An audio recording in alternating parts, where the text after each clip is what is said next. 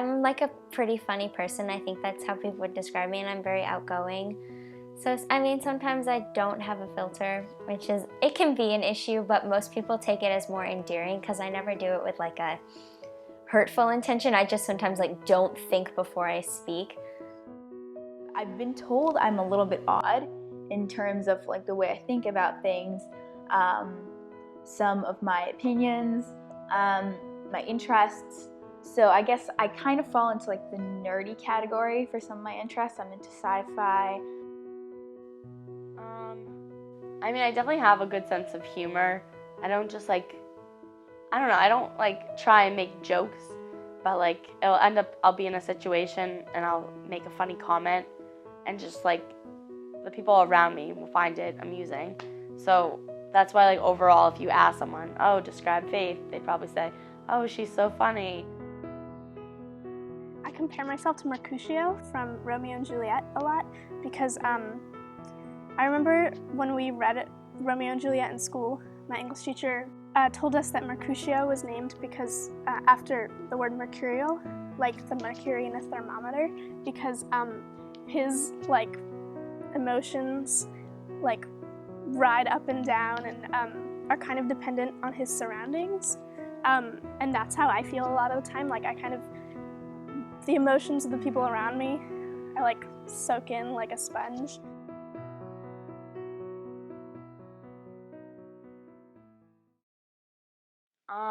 Probably an extrovert. Well, actually, definitely an extrovert. I like being with people and being at social activities and events, but I don't know. I mean, obviously, I like spending time like alone for a little, but I do find like more enjoyment being with a large group of people. So I guess I would call myself, I definitely call myself a very introverted person. I'm not great at large social situations because I'm really self-critical, I guess, and I mentioned this in the article, but sometimes it like has a really detrimental effect on like what I talk about.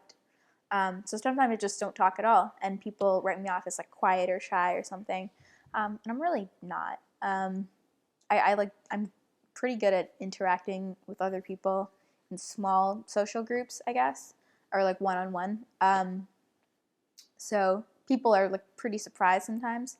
But like if I walk through the halls by myself, I like to listen to music a lot, especially at school. So if I have my earbuds in, I'm walking through the halls.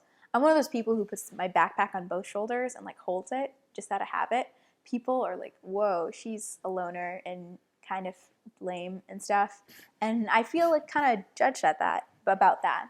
And even though I feel like no one's like come up to me and said like, you're so lame because you walk through the halls like that. I just like unconsciously feel aware of it. My English teacher asked me this too, and I don't know because, like, I think I come off as very extroverted because I'm a very loud person and I'm very opinionated and I'm like not scared to say what's on my mind, but I think I keep a lot of my feelings to myself, and I could spend a Saturday night just watching a movie. I don't always need human contact. It's not always like a necessity to me. So I guess like some odd mixture of both, though probably more extroverted because I am like a social being, but I do have like introvert aspects. So yeah, I am extroverted, very extroverted, but I'm fascinated in general by introversion and extroversion. It's just so cool to like when you see someone who's introverted but like super social, it kind of shows that like introvert is not equivalent to shy. I'm pretty confident. I don't know. I mean, there's not really like much explanation I have for that, but I'm definitely confident and I have a lot of like I have a good enough like I have a good amount of friends and like people to hang out with, and it's not like I don't like hang out with people so I don't have a lot of confidence because of that, but I just think I've grown to have a lot of more confidence. I don't know. How do you even like, That's an interesting question because I don't think confidence is a tangible thing. So I couldn't say like very because like how do I, it's not something I can like shape with my hands. It's just like there are some things about myself that I'm really confident about. Like I'm really confident about my sense of humor. I'm really confident about how I do in school. I'm really confident about who I am as a person. Like I think I'm like proud of the person who I am. But there are things I'm not confident about. I get really unconfident in social situations. I often feel kind of like the odd one out, or like sometimes I'm really like unconfident about the way I look, which I think is just the thing that every girl goes through. Because like I said, I had a really tough time in middle school, and I think that kind of made me insecure about like friendships. So I often like worry that my friends don't really like me, even though they give me no reason to. It's just like a constant fear that I have, or that like they're annoyed with me constantly. And like if someone doesn't like laugh at something I say one time, I like think about it the rest of the day, and I'm like, oh, like they didn't think that was funny. They probably think I'm so annoying. Like social things. I don't think I'd say I'm super confident. I mean, I'm confident in my personality, I guess. I mean, or even not even that as much, because I've only like started to learn to like accept other people's opinions and not care so much about what people think. I'm not super confident in my looks, I guess. I'm not ugly, but I'm not pretty. I'm kind of average, I'd say. What else? Not super confident about school, but that's already been covered. Yeah, I think that's something I could definitely work on, learning to be more confident in general. I tend to not think about it super like a ton because I'm extroverted. I don't think inward a lot. Yeah, I feel like I'm very comfortable in my own skin, at least compared with other teenagers, I feel. I could be wrong, but I honestly feel like I wish people worried about how they look less, because it's not like how you look, how your body looks so much as what you do with your body, you know? And if it's working. I think one night I just had an epiphany or something. I was just like, I'm gonna cut off my hair again, and I was planning on growing my hair out for college after I cut it off last year, so it'd be like waist length again before I got to college. And then I think in November, I was like, you know what? I'm not doing anything different with my life. I feel like I'm in a rut. Just cut off my hair. I don't know. I just felt like it was more myself, and I wanted, because like I said, I felt like I was floating around and didn't really have anything to do, and I was like, you know what? Why don't I make a change just to like make it fun? So I was like really not. I didn't really care about periods when I was younger. And then when I was 11, I read a Judy Blume book called Are You There, God? It's Me, Margaret. And she made a huge deal about getting her period. And she was like so obsessed with her getting her period and like getting a bra and like becoming like a pubescent girl. And so apparently that book resonated with a lot of people. And it just made me really concerned about like, when am I going to get my period? And I read that book when I was 11 in 6th grade. And then I was like, oh, I don't have my period yet. Is something wrong with me? I got it when I was 12 in 7th grade. I was just like, it was kind of a triumphant moment when I first got it. I was like, finally, I'm almost an adult now. And then it just became whatever. It's just, I get cramps and I bleed and it hurts a lot. So it's just become kind of mundane now. But it didn't really have much meaning to me when I first got my period, except for like, oh, Margaret would be proud. I don't know. It was like 7th grade. I don't really remember. Like, I don't know. I mean, it was weird, but like everyone else felt weird too. Like middle school was just like awkward. Everyone else kind of felt awkward too. So it was never. I don't know. I mean, everyone was like changing at the same time, sort of. Yeah. I mean, it's like, it's tough because I was a year younger than the rest of my grade, so I was like behind. Like, it doesn't seem like a big deal, but when it's like 12 versus 13 or like 13 versus 14, like I was a completely different person between ages 13 and 14, but like in the way I looked completely. I shot up like 6 inches. I grew hips, like, but it was tough because I looked younger than the other kids. I used to get kind of picked on for being like flat chested, and it's something that doesn't matter to me now. But then it seemed so important. I think I was 15. No, I was 14. I must have been 14, and I at first I didn't know what happened because I peed and blood started coming out. And the first thing that went through my mind was not I'm on my period. It was like, holy shit, I'm hemorrhaging, or like I didn't even know what. I was like, I'm peeing out blood. And then like I slowly had the process, and then I slowly remembered that I was wearing white shorts, and I checked to see, and I had blood all over them.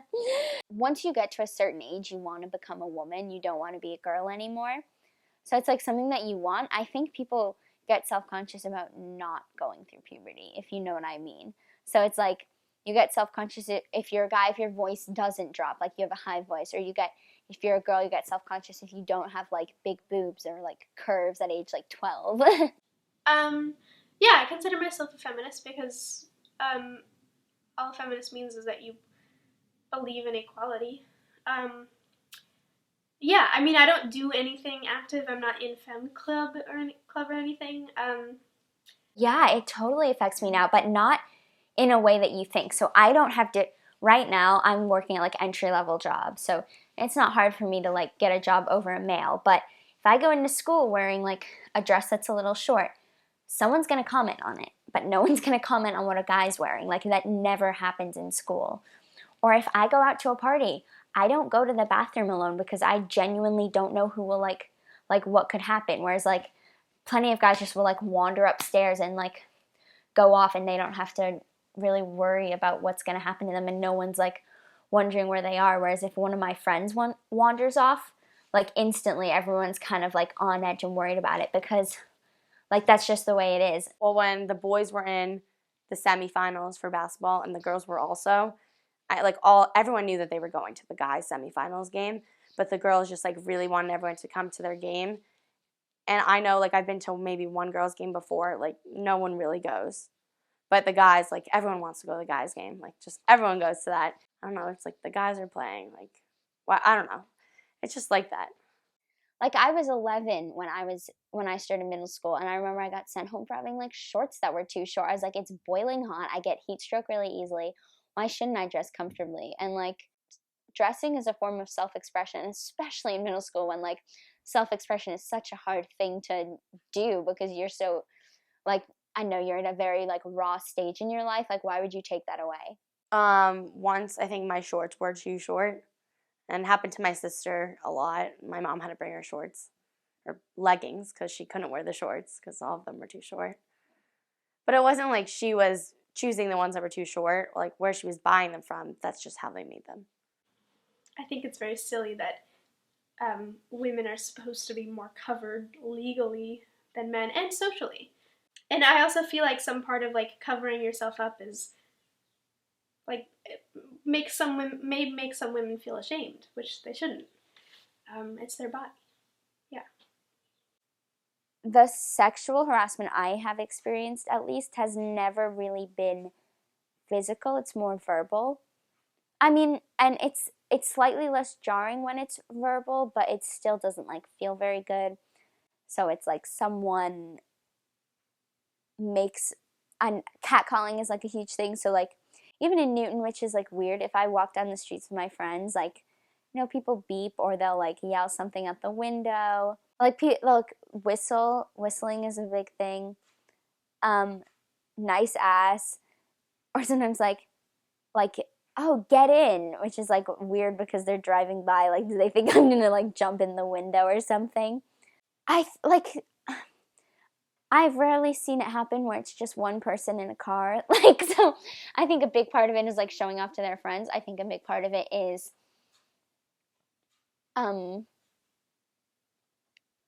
I genuinely think that some men don't understand that it makes women uncomfortable. Like, because I could see how if I were in that mindset, I would think I'm complimenting her, but it doesn't feel like a compliment. It almost always feels like an attack. So I basically just wrote this. The editor's desks are typically a time for the editor to reflect on something that's happening in their life, whether or not it's related to the newspaper. So this is kind of inspired by a post I saw, I think, on Tumblr, or maybe it might have been a YouTube comment, I'm not sure. But it was basically like a really short post asking like why are teenage girls like laughed at so much for their interests, even if like what they're interested in isn't actually like bad objectively. So that kind of got me thinking, because I feel pretty bad that like some people aren't able, they're just like written off because they like a certain thing. Like I'm personally, like for example, let's say like One Direction. A lot of girls really like that. I personally am not a fan of them. But if you like One Direction and you're not like a screaming like fangirl who chases after them and mobs them, like runs like an account just begging for a Twitter follow from them. Like if you're just someone who likes their music, you get a bad rap. You get considered like, oh, she's basic.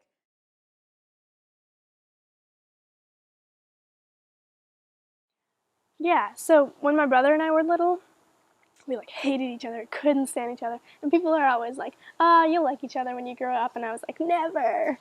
But I do now. And it could partially be because like I don't spend that much time with him. He's off at college. But like when he comes home in the summertime or vacations or whatever, like as we've gotten older, I've kind of just realized that like we have very similar senses of humor and like we're similar. Like if you met both of us, you would say they are polar opposite people, and that's what everyone says. We're not alike at all. We don't even look alike. Yeah. But like as I've gotten older, I've started to notice the similarities that do exist. My relationship with my mom has been like rocky because it's just the two of us, and I don't know. Right now we're in a good place, but like over the summer we like fought all the time. And like I think the main thing for me is I feel like she doesn't trust me enough because like I'm an angel. Like I used to, but I don't like do substances or whatever. And so like, and I've told her that. Basically I told her you don't have to worry about me like smoking pot or drinking alcohol because I've decided not to. I've done my experimentation and I decided it's not for me. And her response, which I expected to be like, I expected her to be like, oh, okay, so like I can trust you now, blah, blah, blah. Her response was like, when, where, with who? Like she wanted to know when I experimented, and it's like, yeah, I feel like she doesn't trust me enough. Like in a lot of aspects of my life. Another huge thing that really bothers me is that I want to get my ear pierced here. Like I have the two here, but I just want like a double, which is still on the lobe. But she won't let me, which is so infuriating. So I have my younger brother, obviously, who is like the cutest little thing ever, and he's so funny. Like he says the craziest things. He obviously gets it from like TV, but he's just so adorable. And like he's just, I don't know, I just like really care about him a lot, and he's so cute, and he's just like my little baby. My sister is 2 years younger than me, or like 2.5, and she's gonna be a freshman, or she is a freshman now. We like have never had a super strong relationship. I think that there's a lot of competition between sisters, and that's definitely there in some ways. Even though we're very different people, there still is that constant friction. And she's also at an age where she's like really hormonal, so like we fight a lot.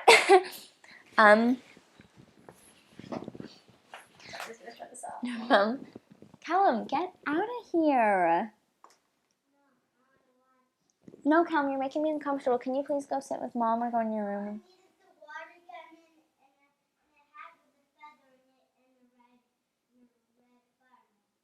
I can give you like a few of those things. I don't know where they all are. This is a fireman suit. This is a hat with a feather, but you're gonna have to Wait for the water gun. You can't use them inside anyway. I'm sorry. It doesn't have any water in it. You can go get it later, Callum. I want it. No, Callum, like, stop. It doesn't have any water. Where is it? Here? Callum, careful, Jesus. There you go. I mean, I'm definitely more independent than my sister, I think. Like, I don't know, but I don't know if that's just my nature, though. If I'm just, because I think I might just be, like, an independent person. Oh, Maddie texted me, but she's like, stop talking about me on camera. And then my parents, I don't know, I have a pretty good relationship with them. It's not great. They're both, like, really hot-headed people, so, like, they get really bad tempers all the time. Like, I'm really passive-aggressive, and they're really, like, aggressive-aggressive. Like, they yell a lot if they get mad. If we ever go on a trip, it's like he is the one, like, barking orders. And it's really funny to me. It's not funny to him because he's, like, freaking out, but it's really funny to me. And my mom's really sensitive. So, like, sometimes if I make a joke, she doesn't, like, take it as a joke. She gets, like, really upset. But we, like, have a good relationship. And, yeah, it's pretty normal, I'd say. My mom, my dad, and my younger sister, she's going to be a sophomore in high school. We all get along pretty well. Obviously, it's my sister, so it's fighting a little, but we do love each other. We go out to dinner, go on family vacations, spend a lot of daytime going on day trips together. Yesterday, we went to Gunkwood for the day, to the beach, so we do a lot of that. It's fun. Pretty good group dynamics. So I live with my parents and my younger brother, Azar. So my parents emigrated from India into Canada like 20, 30 years ago for graduate school. And that's where they met, and that's where they didn't get married. They got married in India, but that's where they met, and that's where my brother and I were born, and we were raised there for the first couple years of our life. And then we moved to the U.S. Because my dad got a new job here. And they are definitely very intense people. They love success, I guess. And they've deserved all the successes that they've had in their life so far because they've worked really hard to, I guess, build themselves up because they grew up really poor in India. And they've made themselves relatively successful. So I think that's kind of helped me and my brother succeed. I mean, there's always been a little bit of friction between my parents and I. We have a pretty good relationship, I'd say. I'm lucky to have, like, a good enough relationship with them that I can tell them stuff. But, like, there's obviously a little bit of friction between my father and I because we both have, like, really strong personalities and we butt heads sometimes. But, you know, they've always made it clear that they love my brother and I, and they do basically, like, anything for us to be happy. So there's been a lot of friction about school, and I guess, you know, yeah, it's mainly been about school. Like, I'm not like the top of my class. I'm not like the evident first person, evident, like, top achiever in my school and my class. So that's always been kind of a point of contention. They always think I could work harder, and I obviously can because I don't work insanely hard. It's not my only goal in life to be successful at school. It's one of my major ones, but it's not my only goal. So that's always been kind of a point of contention. I don't know yet. Basically, so my dad was Jewish, and he died when I was little. So, but we still, like, we do some things, like we light the menorah.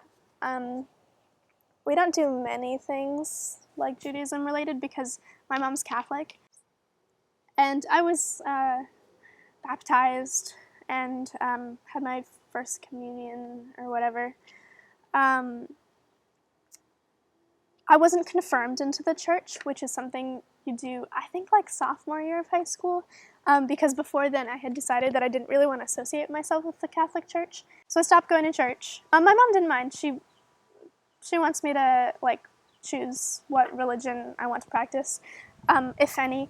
To me, having a religion that you practice is super important because it like makes your life better. Like there are scientific studies, like people just feel better when they're not necessarily religious but spiritual. I'm thinking about Buddhism. I wear Buddha around my neck. Buddhism is very calming. A lot of Buddhism is about meditation, and at this point in my life, I feel like I don't have the patience for meditation. But a lot of Buddha's philosophies are like no material things, like material things shouldn't make you happy.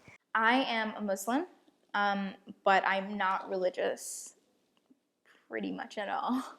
I do, obviously, I follow some tenets of the religion. I don't eat pork, I don't drink, that kind of thing.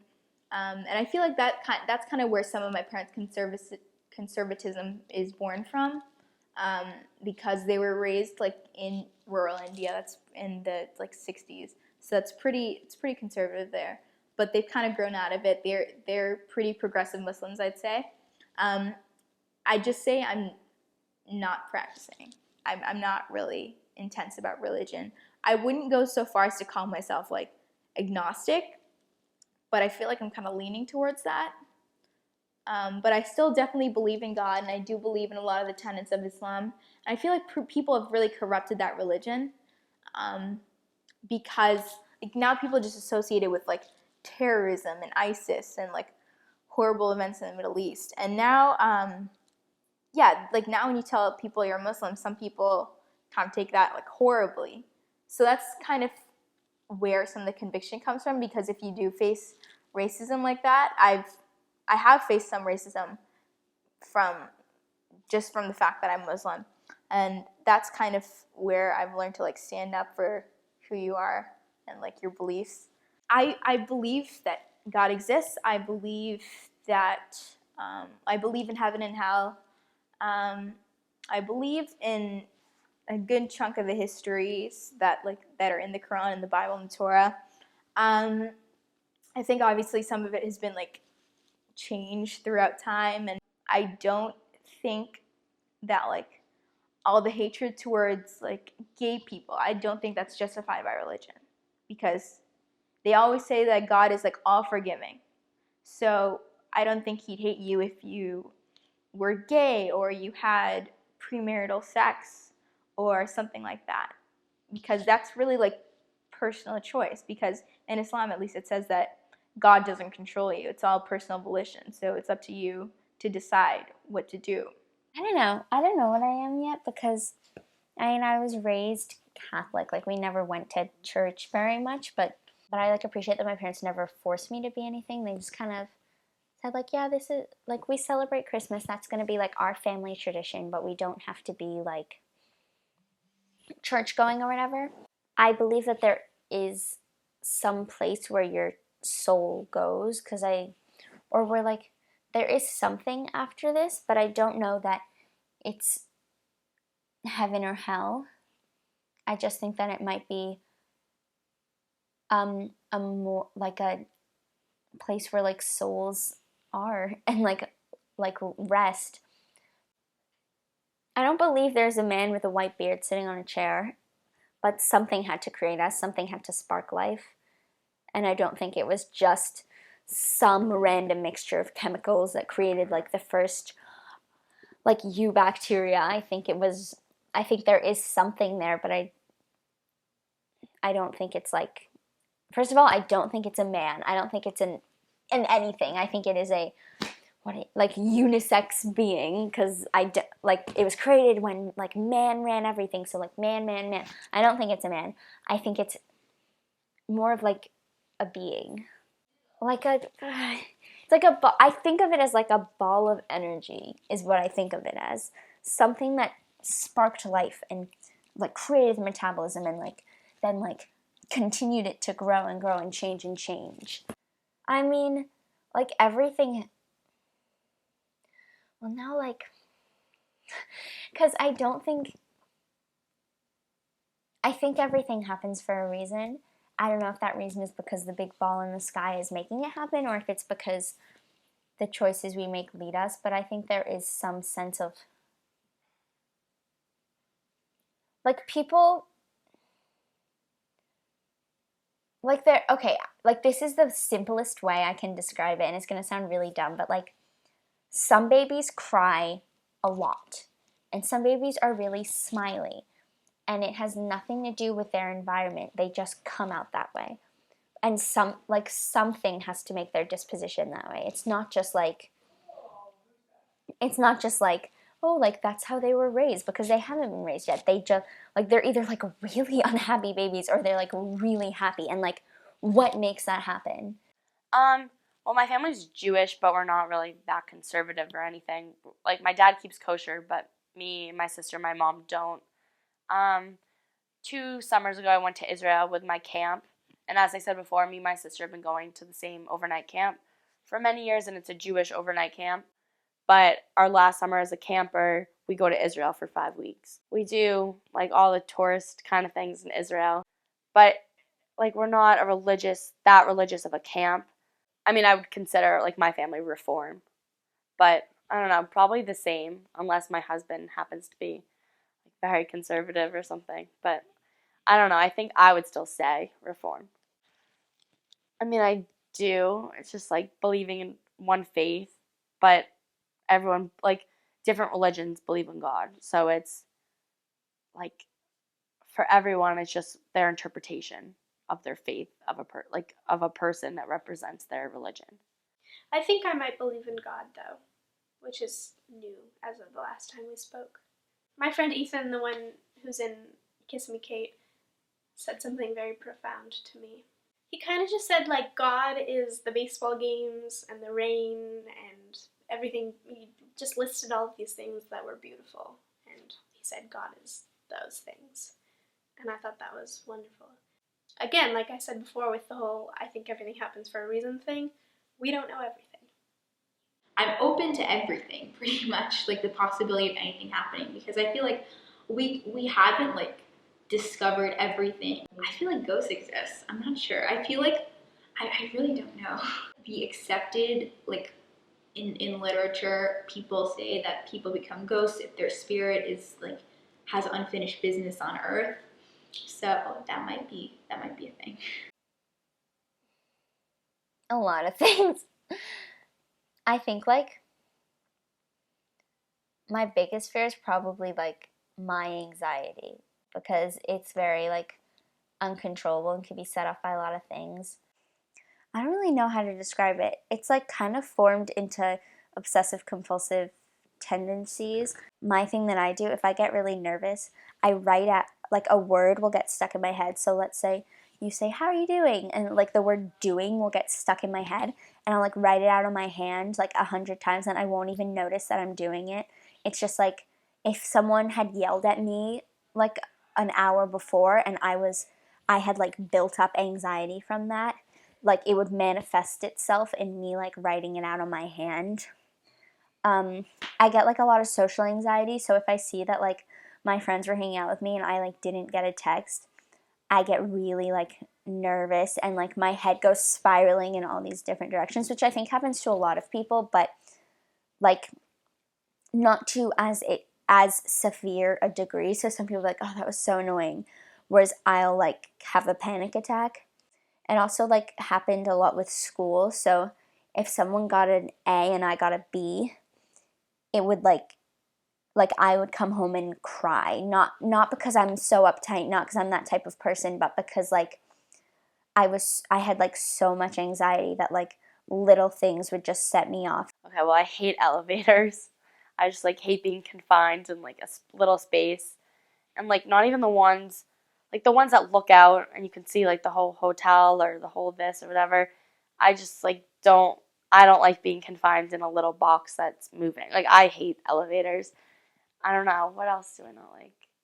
I don't know. Like, sometimes I have, like, a fear of, like, not, like, a constant fear, but when I'm sick, like, because I've been, like, prone to get, like, pneumonia or, like, other things, I, like, have a fear of getting more sick. So, like, sometimes that has, like, made me more sick before, like, just from telling myself I'm, like, having a fear of being sick. But I don't really have any, like, major fears. I fear failure a lot.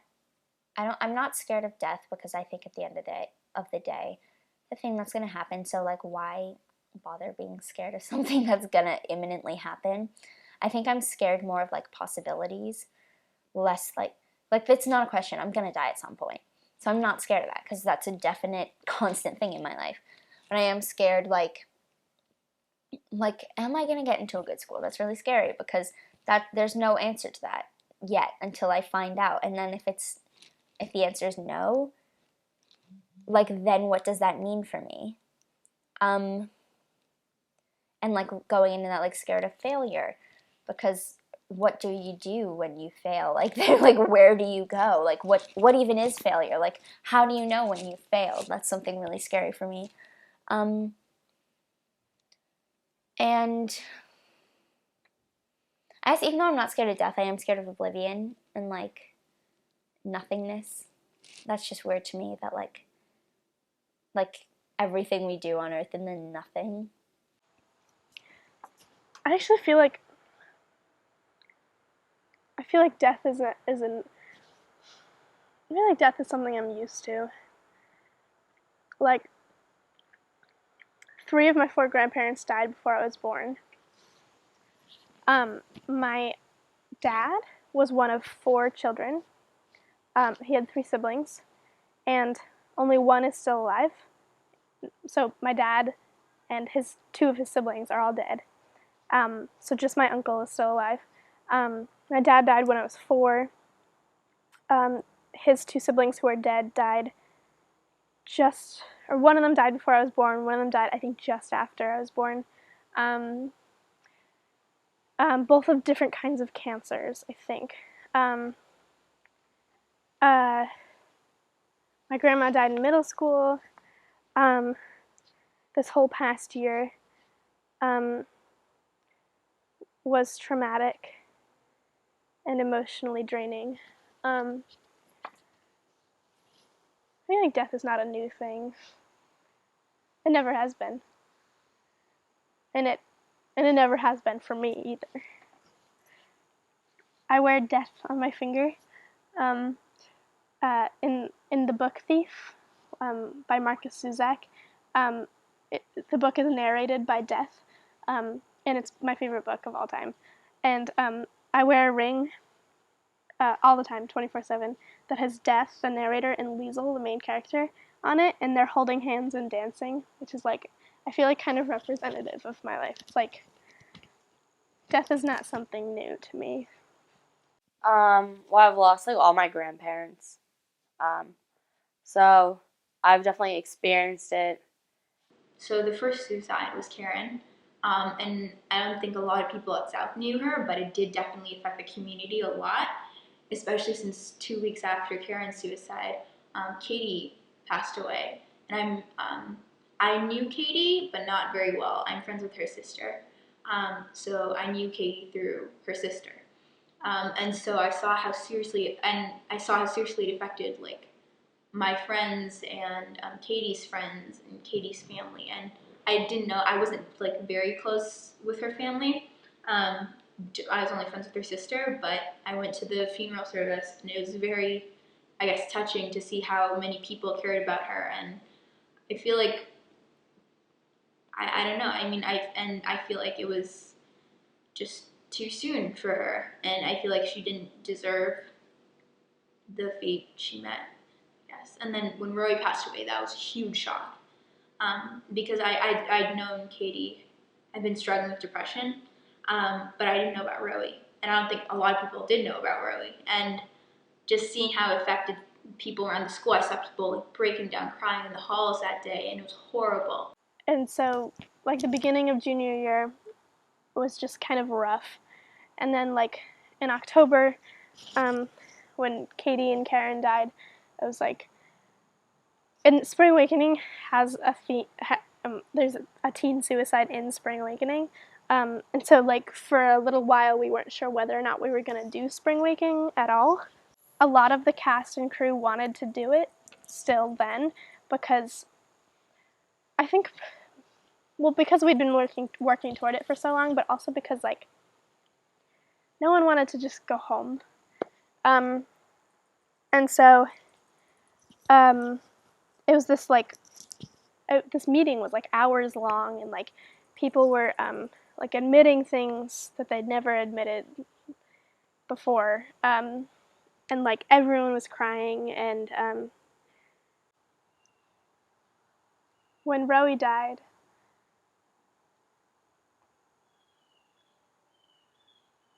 that sucked. I remember like in advisory, Senora Wiener was like, she was kind of like, she just kind of looked stone-faced, and Anya was like, she was like, what happened? Senora Wiener, why are you looking so worried? Um, and then like, Anya was like, did someone die? And so Senora Wiener just kind of like, she didn't answer, but she just like, her face kind of said it all. And like, we all started crying, and then and then she like told us officially, she like read what they were supposed, the advisory leaders were supposed to say to their kids. And like, the funeral was a lot. I didn't go to the like unveiling of the tombstone because I didn't think I could handle it. That was recently. That was just like a week ago. Yeah. I went to Rowie's house during like while they were sitting shiva, and I wrote in this book his mom had, and yeah.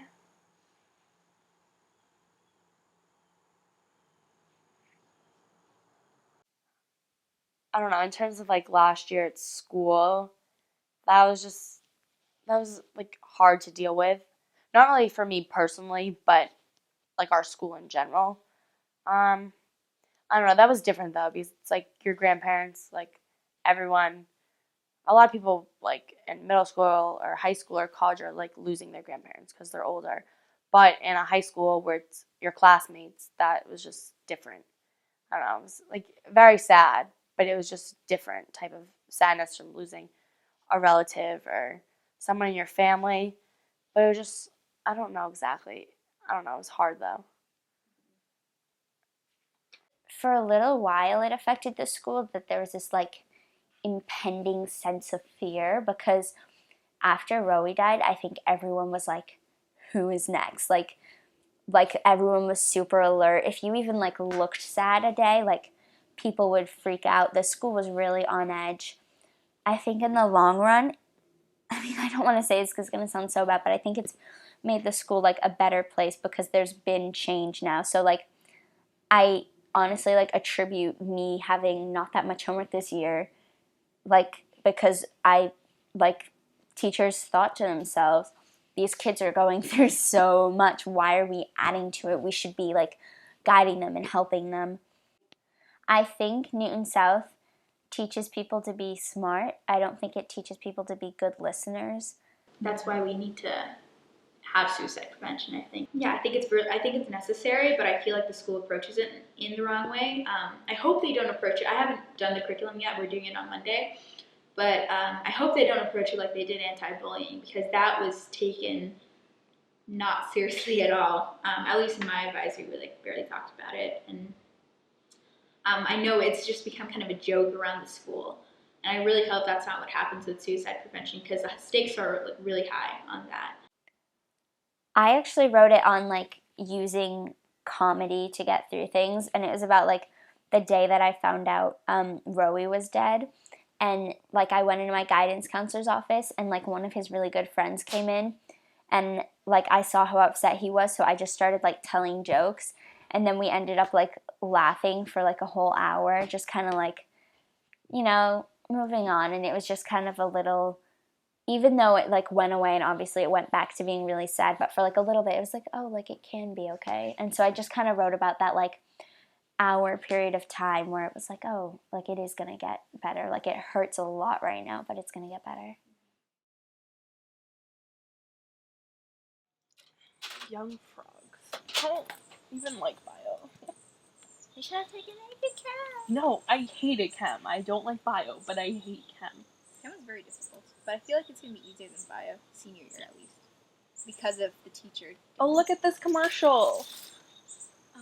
Oh yeah, remember how we were supposed to see that today? Remember how we're still gonna see that today? We're gonna, like, drug you. Remember how my mom's not gonna let me leave the house, So we're gonna drug you. until I We're gonna finish drug my you. college at school. Do you guys want and on the Thai? last day of school. I don't care. I'm not a huge fan of Thai, but I'm a fan of food, I almost so. second that. This one has a $10 minimum. Raviolis has the $10 minimum, and there's no delivery fee, so that's why I always get it. There's also Yeah, that's the Mark's place we always Pizza get it from. Sub. That's pretty good. I had it the other day. That's not bad. I didn't have the pizza though, because apparently the pizza's really bad. Up to the left side of my face is He's like a Phantom of the Opera guy. Should I stay pretty because you guys are pretty, or can I? I'm just wearing a dress. No, I mean, you don't want to get cookie stuff on. Also, there. we're not wearing as pretty clothes. We just want to be. I appreciate your but I just want professionalism. Oh my gosh, your nose! Oh, you haven't seen it in a while. Yeah, no. Oh. Wow, this is awesome. Wait, can I just like take this? Oh, it's so like sophisticated. I love Thank it. you. Oh, That's okay. yeah, I said the might same be thing. because He's it like, looks like It's real it's style. yeah. Also, it's helmet hair. Like that's he just wanted to say thank you to me. Yeah, you guys. Well, I was thinking. I'm totally happy. What? It's Callie. Callie's not coming. I like cat eyes. I'm not even texting. Where is she? Who knows? At the football game. What does that mean? Yesterday. Said she was at a football game. And she was on her way to Gloucester to the beach. She's sorry, like the beach. And we're like, Callie, how's the football game? She's like, she doesn't answer. You guys, Why last, would she do that? last night when she got in the car, she was like, why did I even come out? You guys are so mean. yeah. I said something to her. She's like, can you not? I only have Instagram because I like funny. I don't care about food. No offense, guys. We are obsessed. I love this one. 60, Like and they that. have the purple marker back. It's like, No. I love Taylor, when you go to a girl in the job, look at like this second one. It's Lauren Samuel's hot body army of skanks. no. Maybe it was from yesterday. There's like a Barbie doll face. I'm so fucking happy. Yet another Oh, so yeah. fucking standard for The I people saw it. that I mass snapped a video to last night. What was it? It was a video of that new Netflix series with the horse. It was the horse. Oh, okay. I Okay, I'm making sure it wasn't anything like that. That sounds pretty frosty. Yeah, I guess. Stop the I need a attitude. suitcase that looks like I threw together like in the this last one. That one. If it's standing upwards, then yes, but You were there that night when Justice left us. Go for the white leather. I think Yeah, so this is interesting. When I was younger, I think I thought of social groups as a hierarchy or a ladder. And I myself was guilty of trying to hang out with people I thought were above me on the ladder. And then gradually throughout high school, I realized that those people were not the people I actually liked spending time with. And I started hanging out with people that I liked hanging out with, and I realized that, in fact, there is no social hierarchy. I think of the social groups at South or everywhere I think of them as clusters and not on the same plane and not like a pyramid. And these clusters overlap like a bunch of circles, right, with like Venn diagrams. When you watch like High School Musical and movies and TV shows like that, it shows like very set groups of people sitting at certain tables in the cafeteria and just hanging out with those groups of people. I mean, people have their friend groups, but it's not really like cliques in the school. It is cliques because it's like groups of friends, but it's not necessarily a bad thing, I don't think, because everyone should have their place where they feel comfortable and with people who they fit in with. But I think a lot of the problem at South is that like it's not even that the cliques exist, it's like the competition between them. Like who gets into the most parties, who gets like the most guys. Yeah, I mean, seniors definitely hang out in senior commons. I do like hanging out there because, I mean, like, it does annoy me that, because a lot of people like gossip in there, and that's really annoying because it's like, oh, why do you care what other people are doing? But if you're just like sitting in there and you're like joking around with your friends or like looking at like videos or it's just like whatever, something stupid, like it can be fun. And then like the juniors usually hang out at the L bench, and freshmen and sophomores don't really have a place yet. It's like more of a junior senior thing. Yeah, I mean, it's actually like interesting that you brought up like what do they find important, because now that I'm thinking about it, I think that might be like what divides, what actually like makes their friend groups, because like some people find like, I don't know, like getting drunk every night important, and so that's why they hang out. Or some people find like theater important, and that's why they hang out. But I think that a lot of the like hatred between friend groups comes from a sense of high school jealousy, because I don't want to like criticize anyone for, you know, feeling insecure in high school, because I think it's like a chemical thing that, like, you know, we're going through so many changes that how can you feel confident all the time when like your body's doing all these crazy things. So like I try not to blame people when they like talk about people behind their back or like are super judgmental, because it's like just coming from a place of like they probably don't feel like very good about themselves. Well, the people that sit at the front of the school, from what like I've seen, are mostly like theater kids, or they hang out with the theater director in his room. I mean, I definitely sit in the commons, but I don't know, I have like a set like group of friends, but I'm friends with like a larger part of the grade that don't necessarily sit in the commons. Like, I don't know, me and my friends all kind of, I wouldn't say like talk the same, but like we just get each other, and I don't know, like boys, college, like typical high school things. So this is actually something I wrote in the newspaper a couple months back. But there's definitely there's not really a social hierarchy. I feel like the people we consider popular aren't actually popular in the definition. Like they're not well liked by everyone in the school. They're just well liked by their friend group.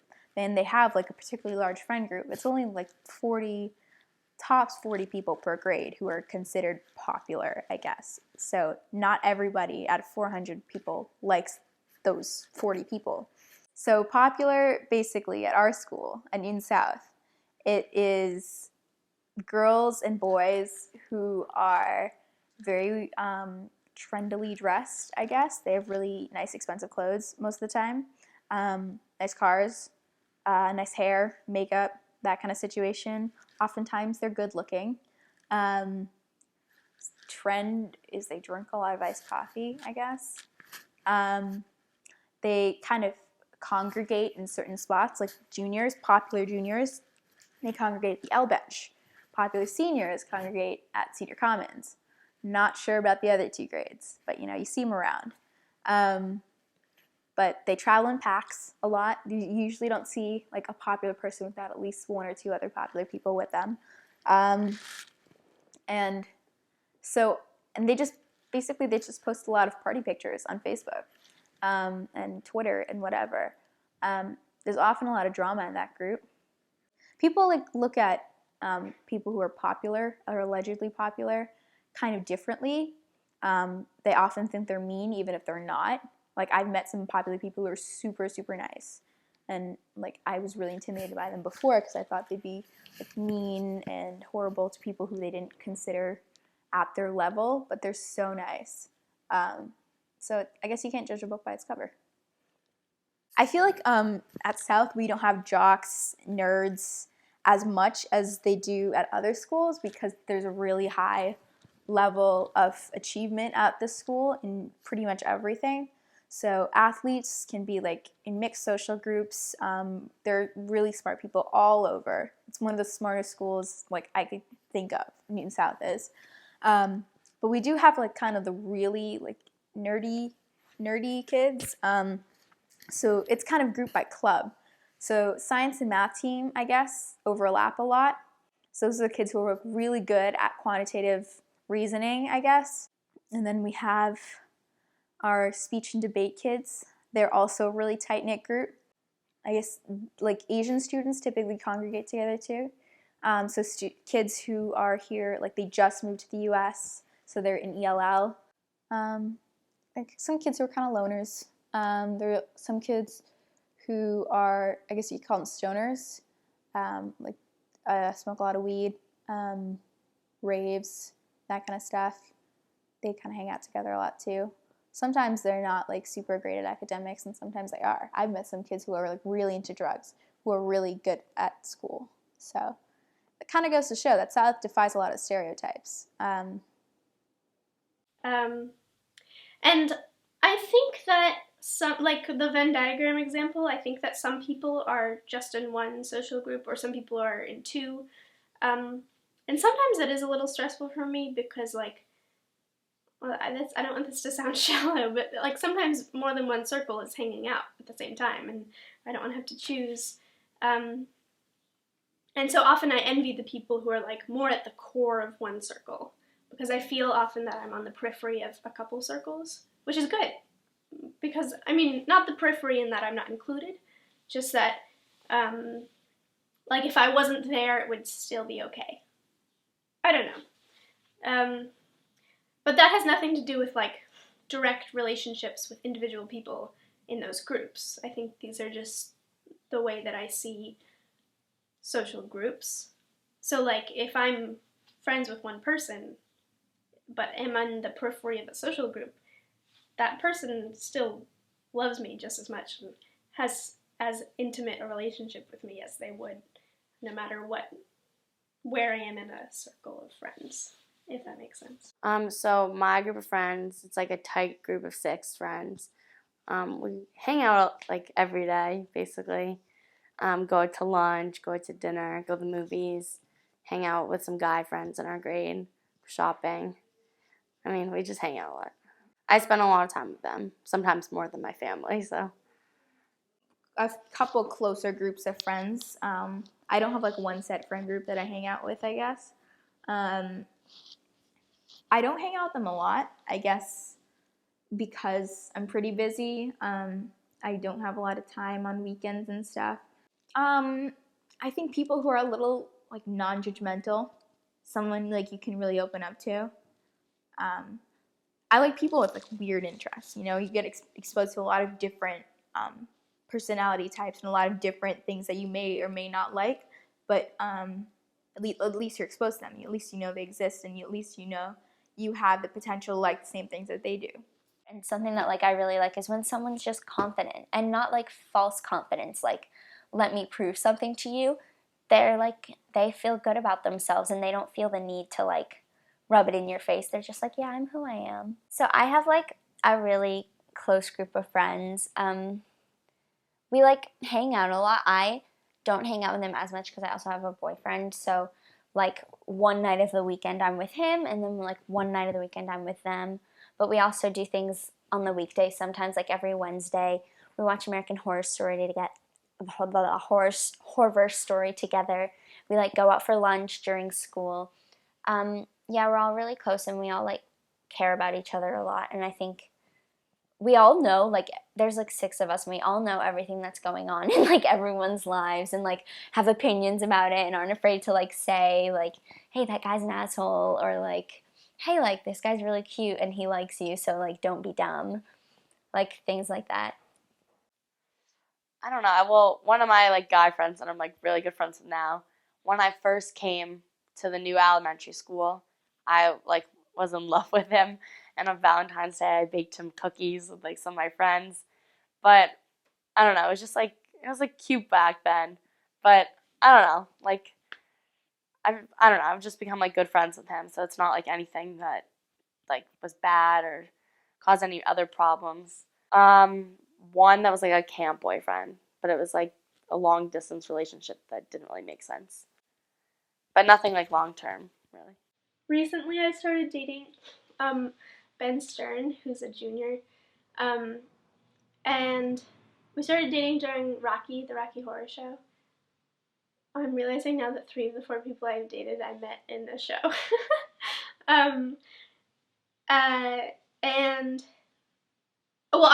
I didn't meet Ben Stern in the Rocky Horror Show because we both went to Bowen, and so I've known him since like kindergarten, and everything about him feels very full circle because in 8th grade he had this enormous crush on me, and he told me, and I was like, and then like 4 years later, it kind of resurfaced, only was not unrequited. I don't know. I don't know if I've been with him long enough to say much. I don't know. We've been together for like 2 months, and it's easier to look back at something and look at it and say whether it was, and say anything about it in retrospect than it is to say while you're in it. But it feels good, and it feels right, and I don't feel emotionally dependent, and I think an important thing for me to say is that I'm not uncomfortable being single. It just happens that I sometimes date people. Throughout my life, I've never really been like, I've never had a boyfriend. That's one thing. I feel that's also, I guess, due to my parents a little bit because they're very vehement that, like, don't get a boyfriend until, like, you're settled or something. Also, I haven't really met anyone I particularly like that much, you know. I guess I'm just, like, super picky, but I don't know, someone who's nice, very nice, intelligent, funny. I like a good sense of humor on anyone. But, you know, you have friends. That's what I have friends for, I guess, you know. I'm not that interested in having a boyfriend right now because obviously that'd be nice, but it's not something I'm seriously looking for or seriously pursuing right now because I feel like I still have time for that, you know. So my boyfriend's name is Alex. We've been dating 2 years. We went to school together. Like that's like how we met, obviously, just like in the hallways. But I don't even remember how it started. I think he like asked me for my Snapchat, and that was it.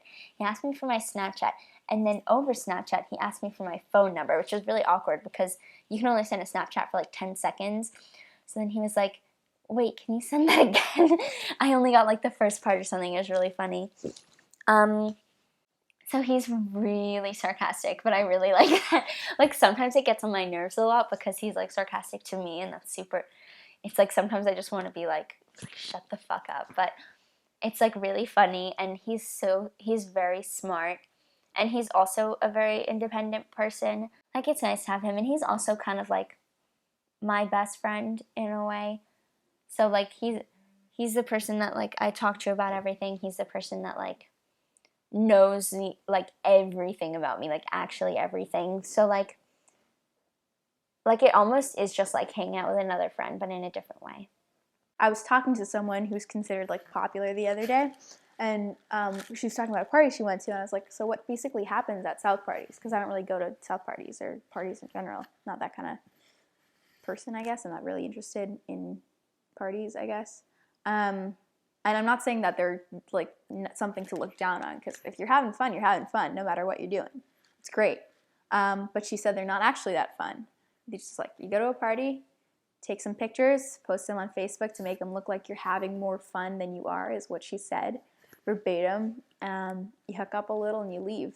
So it's not like they're not ragers and they're not anything like super special, I guess, is what I've heard. Yeah, so I do like going to parties sometimes. Like, it's fun if you're like drinking and like you're with your friends because you're just like having a good time. Rather than like having to be hanging out with just one person, you could like hang out with each of your friends from like each of your different groups. It's really just like 50 people in a room with some music, people just talking, and sometimes there's a lot of drama, so then you don't really want to be there.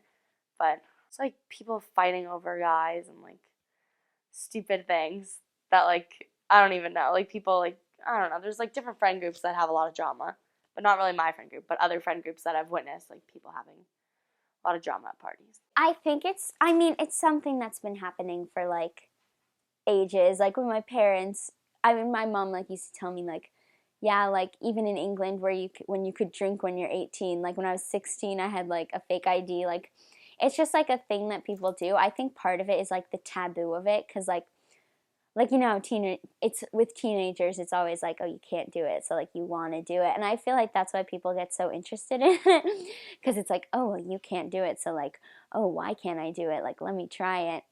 But I don't know, I don't do it that often because it doesn't make you feel very good, like especially the morning after. But you know, if I'm like celebrating something, or like if I'm like, or like if I'm really upset about something and it's like, you know what, like let's just like go out to a party, like chill out, then like I'll do it. But I don't try to make a habit of it. Yeah.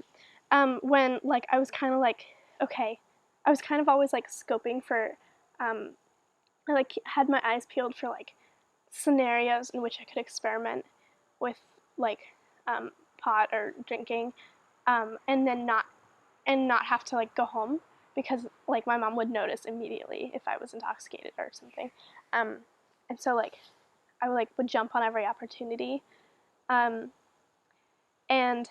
then this past year, um, I smoked pot. It wasn't my first time. It was like my seventh time. I don't know. I didn't count, but like it wasn't my first time smoking pot. But like I got paranoid, which like can happen to people, and and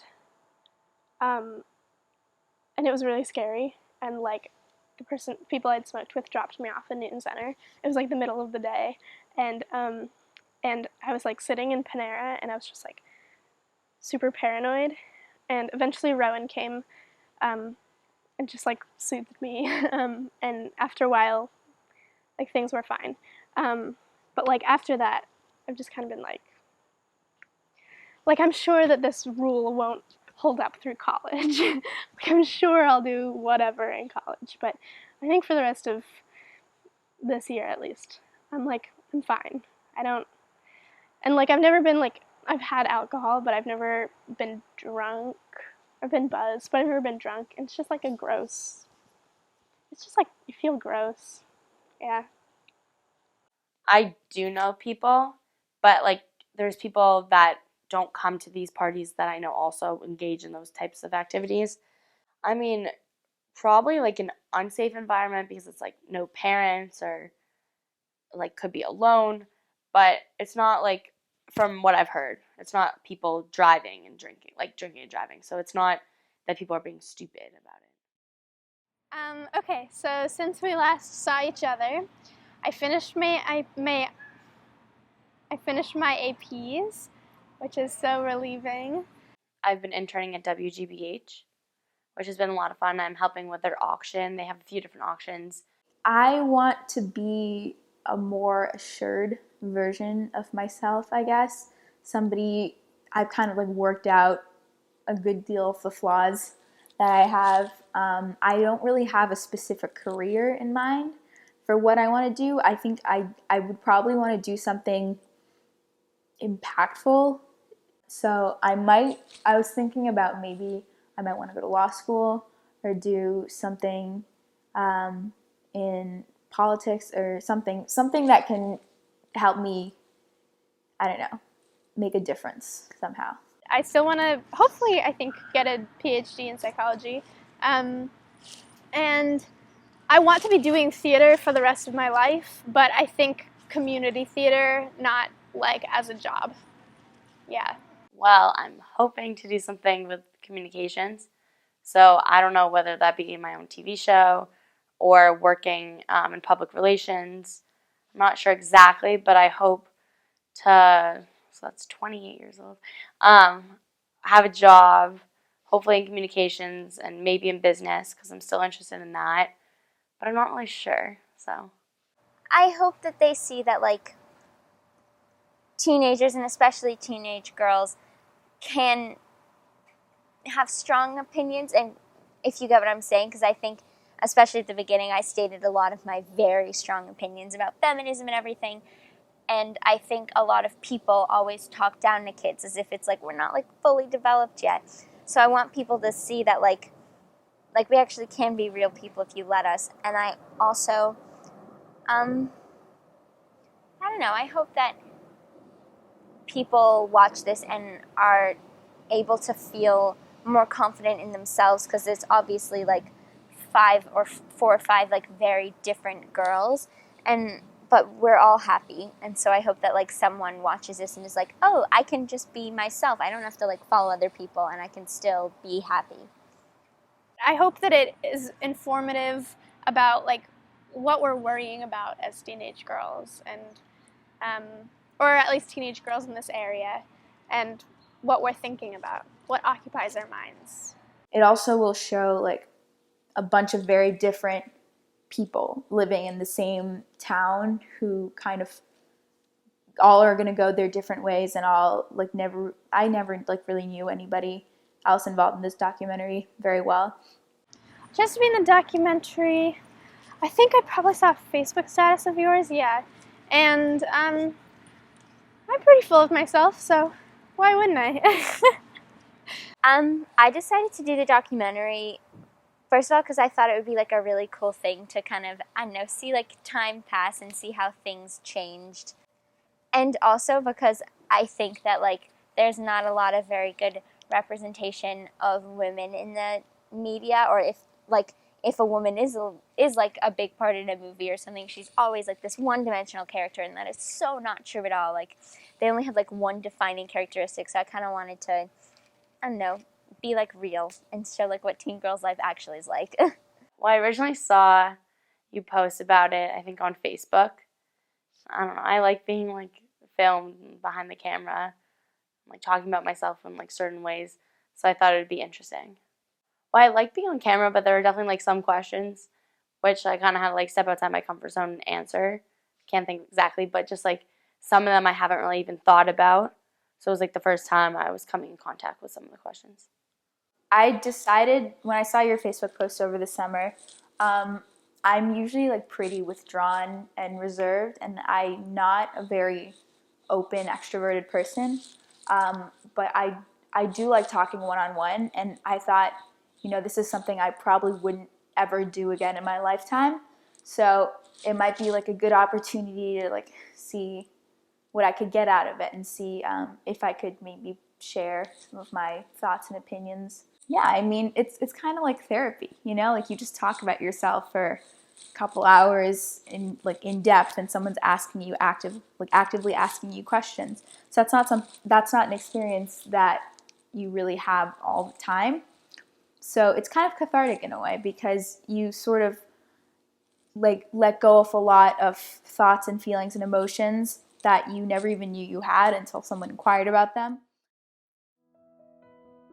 There is no like, what if? I'm not saying that like, oh, I'm the best, I'm going to be on Broadway, but if I love it enough, I'm going to find a way to do that. So there is no other option. When I was like 4, which is going to sound so dumb because every kid's like, I want to be famous, but I just like knew. And I've always known, and that's what I meant when I said I was stubborn also, because like I wouldn't be told anything else. I found what I love to do so early on, which I'm so lucky, because like some people don't even know what they love until they're 60, or they don't even like ever find out, but I found out so young and knew, and so like took all the steps I could to kind of make myself successful in that. A couple of my close friends decided to come up with a celebration of me every Friday. So they basically started it, and every Friday they post pictures of me on Instagram or Twitter with a hashtag Faith Friday. And eventually it became the Grade Above Us became involved in it, and they started participating. And then my birthday of the following year happened to be on a Friday. So that was kind of just like the big part of it. And everyone was happy Faith Friday's birthday, like all of that. I firmly believe that you should be tough and stand up for what you believe in, but you should also still be courteous, respectful. Always think about what other people are feeling. So always put yourself in their shoes and empathize, because you may have been in that position before, and you may be in it in the future. So you'd like people to treat you with the same amount of, I guess, respect, and that kind of lets you maintain your dignity throughout your time. I've always felt like the meaning of life, or the purpose, maybe everyone, but I'm sure that it's for me, is to is to make the amount of happiness on Earth, like if you could measure happiness quantitatively, to make that higher by the time you're dead than it was before you were born. And that could be like just yourself. If you just made yourself happy, that would work. It could be everyone around you.